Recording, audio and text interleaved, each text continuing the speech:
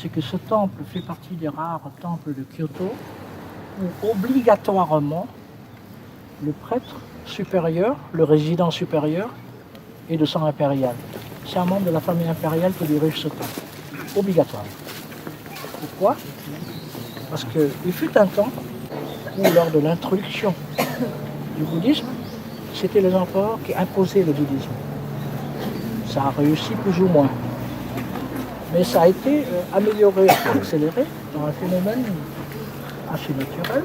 Il y a eu un jour un incendie qui a ravagé le palais impérial de Kyoto, au centre-ville.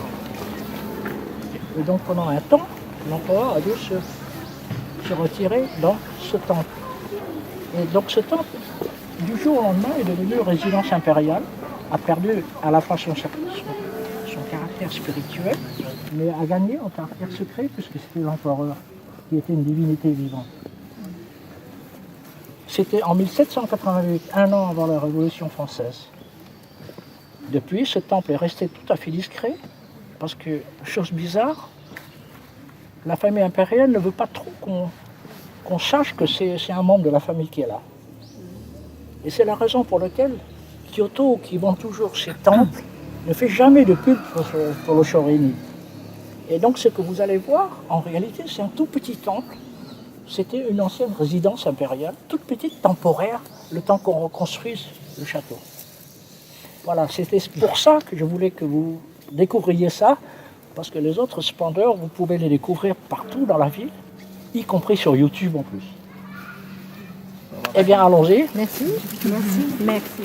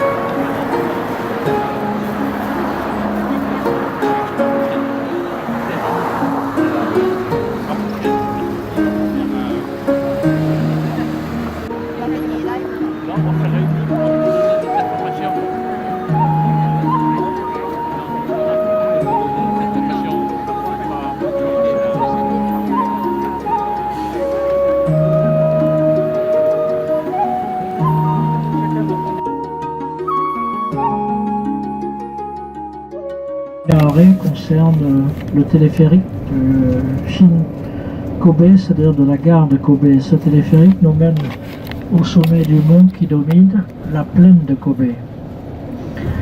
Il s'agit de l'attraction touristique, l'une des deux attractions touristiques la plus coûteuse de notre périple japonais.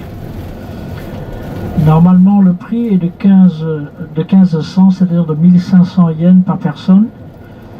Mais pour profiter du tarif de groupe, qui est de 1350 yens par personne, j'ai dit que c'était l'une des attractions les plus coûteuses de ce voyage. La deuxième, seule unique attraction coûteuse, c'est le parc océanique de Churaomi à Okinawa en fin de séjour. Ce qu'il faut savoir sur la topographie de Kobe, c'est que Kobe, en réalité, la ville occupe la plaine côtière, pas très large, adossée aux montagnes derrière. C'est grâce à cette topographie que une partie tout à fait minime de Kobe a pu être sauvée des bombardements et des séismes jusqu'à présent.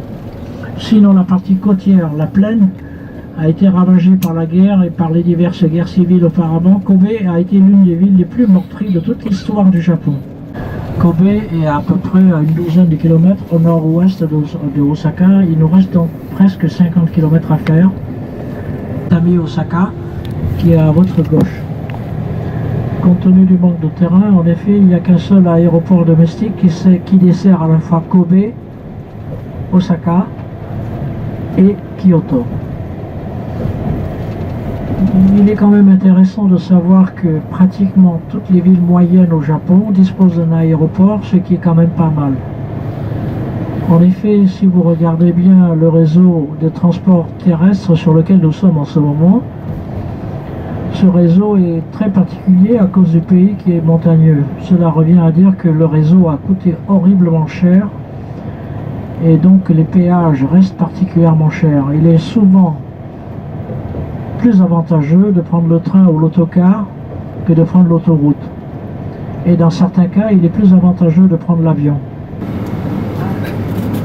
Après la visite du Mont Maya à travers le téléphérique, grâce auquel on pourra visiter le centre des herbes et des plantes médicinales Ernobiki, nous descendrons à pied vers la zone centrale de la ville de Kobe, où se trouve Nankin-machi, à savoir la partie chinoise de Kobe.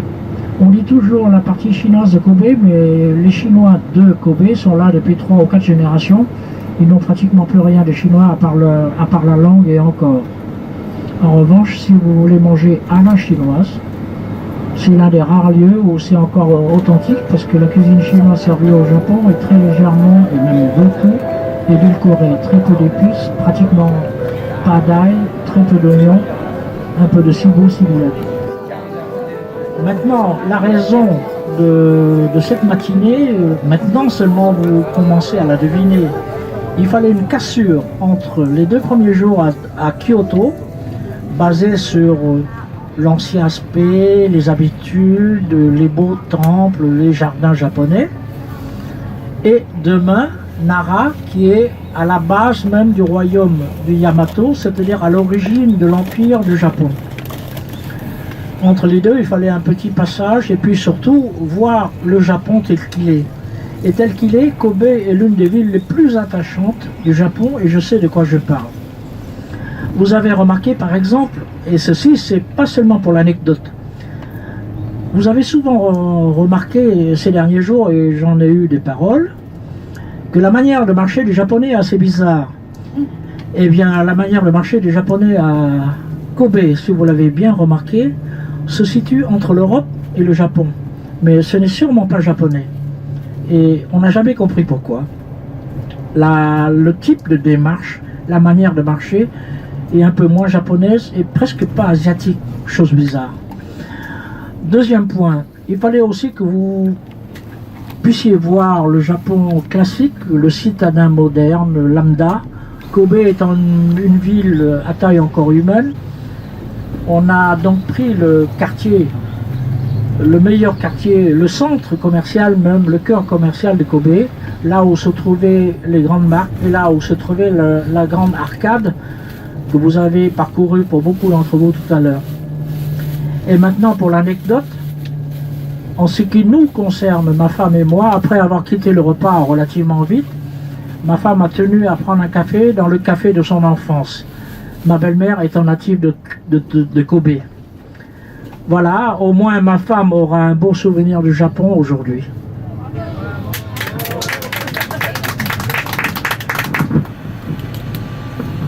Matsuki. Sachant qu'il y a une 4e cérémonie qui s'appelle la cérémonie des 20 ans et destinée seulement aux jeunes filles. Ce qui est caractéristique des sanctuaires shintoïstes d'une manière générale, et ceci n'est pas une règle, mais grosso modo c'est ça, c'est que si vous approchez du bâtiment central, vous regardez à l'intérieur, que voyez-vous? Une espèce de grosse, grande arène, une mini place publique si je puis dire.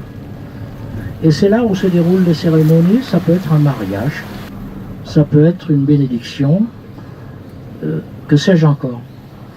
Et en général, à côté, et là dans ce temple qui est particulièrement petit, au fond, il y a ce qu'on appelle le symbole de la divinité qui y est enchâssée.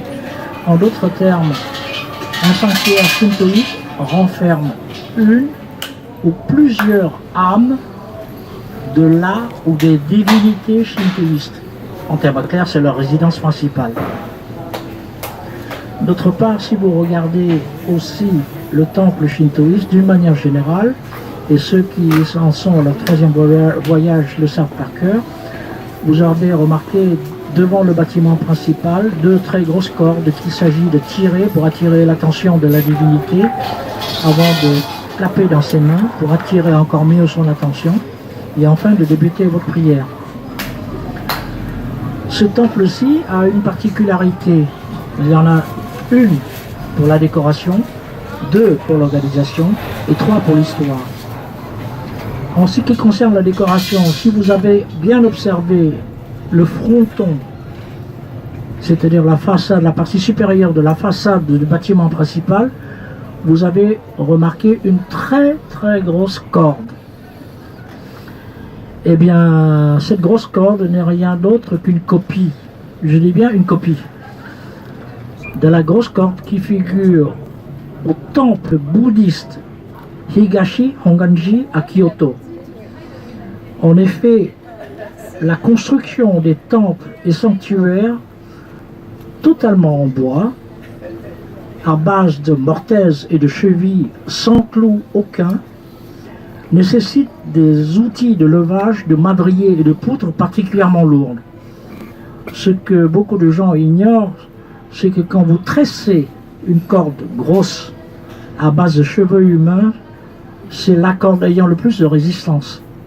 C'est étonnant, mais c'est comme ça. Et c'est la raison pour laquelle au Higashi Honganji à Kyoto, des fidèles du 19e siècle ont donné leurs cheveux très longs, c'était des femmes surtout, qui ont permis de faire une grosse tresse, une corde à base de tresse de cheveux humains. Eh bien, une copie de ce type de corde existait, et vous l'avez vu tout à l'heure, je le pense, sur le fronton du sanctuaire shintoïste de l'Ikita-jinja. C'était un détail décoratif. Maintenant, un détail organisationnel.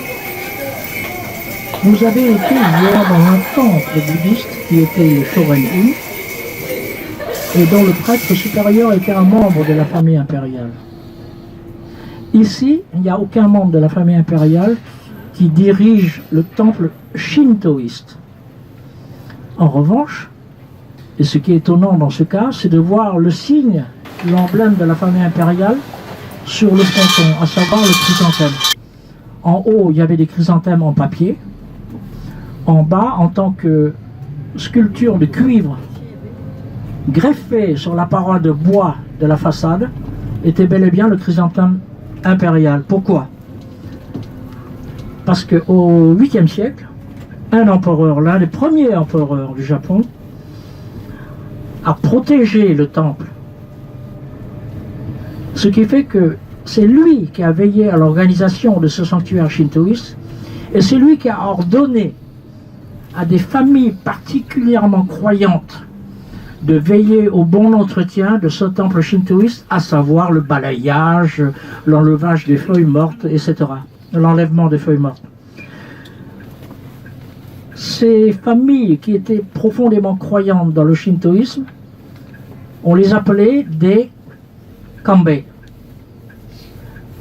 Or, il se trouve que le mot Kanbei, écrit en caractère chinois, en kanji, peut se prononcer soit Kanbei, soit Kobe.